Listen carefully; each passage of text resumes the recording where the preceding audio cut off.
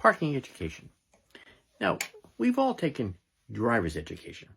We sit in the classroom, we watch films, we get in the car, we drive around, they teach you about stop signs, staying within your lanes, that kind of stuff, even parallel parking, which we have to admit, none of us like to do.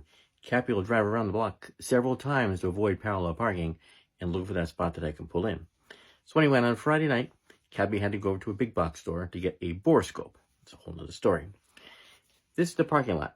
There was a lot of empty spaces when Cappy drove over to get his borescope. So Cappy takes his car and he parks in spot number 203 with the X's on the map.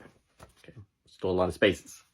I go in, get my borescope, look at some plywood, come back out 10, maybe 15 minutes later.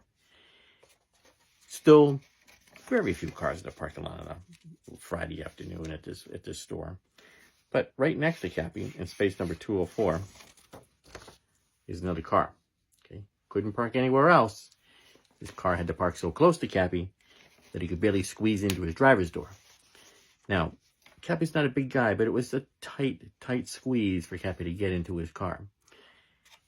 All the other spaces, they don't teach this in driver's ed. There's no parking education. Pick another spot. What an idiot. Cappy drives home.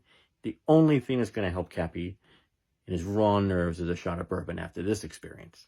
So, until the next time, stay tuned. You never know what's going to seep out of Cappy's head next.